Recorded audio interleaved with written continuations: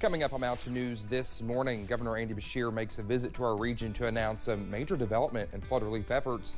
And while Kentucky's first family was in our region, they took some time to spread some holiday cheer among people affected by the flood.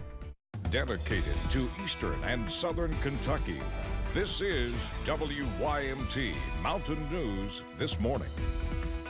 Good morning to you. It is almost 5 o'clock here on this Wednesday morning. I'm Dakota Makris.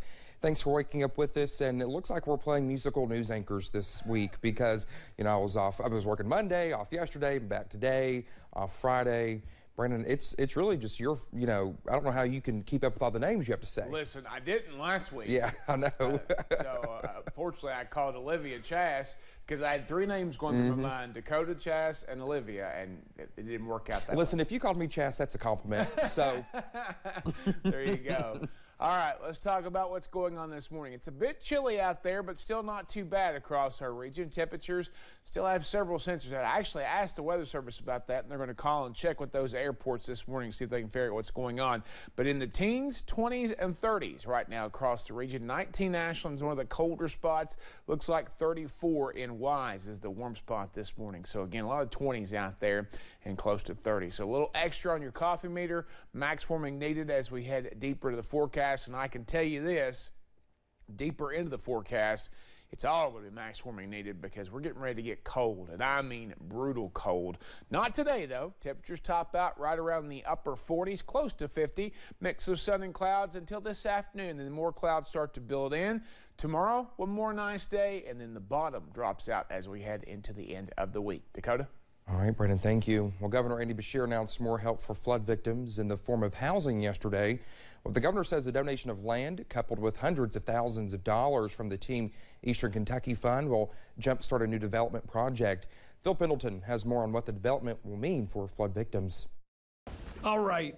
Hello, everybody, and what a great day to be in Eastern Kentucky. With Christmas just days away, Governor Beshear announced a big gift from an Eastern Kentucky couple in the form of a land donation. It is an incredible property, one that offers hope to this region and to our families, and it's made possible by the kindness of Sean and Tammy Adams.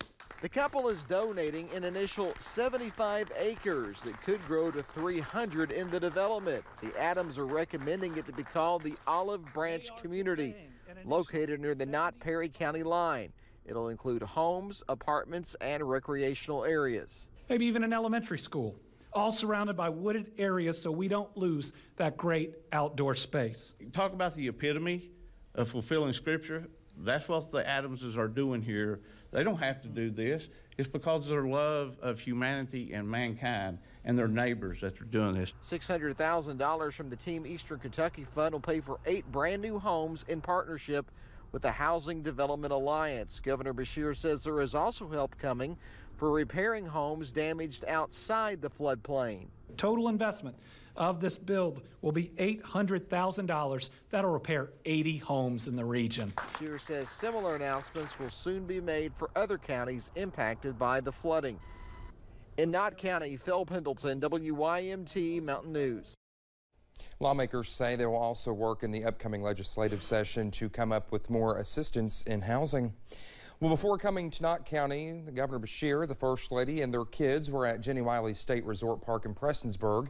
Here's a few pictures of the Beshears, along with Lieutenant Governor Jacqueline Coleman, bringing gifts and toys to kids who were victims of the flood. Well, the First Lady also remarked that she is grateful for kind and generous people and organizations that make Christmas special for those children. Well, when the flood ravaged the Knott County community of Hindman in July, one Eastern Kentucky woman made a vow to help those in need. And on Tuesday, her efforts continued.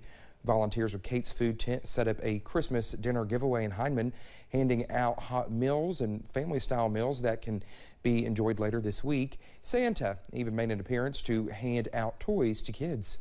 Every day, I just feel God all throughout Knott County. Every person in line, they impact me every day, and that's the reason I continue to show up. The holidays are special, but every day of doing this, that's why people ask, why am I doing this? It's for the people. Clemens says as long as God allows her to, she will keep feeding the people of Knott County. Kate's Food Tent is set up in downtown Hindman Monday through Friday every week. Operation Barbecue Relief served meals to people in need yesterday. The organization has been in our region multiple times since the flood happened, and one person living in Knott County who lost everything says it means a lot, still receiving help from so many outside organizations.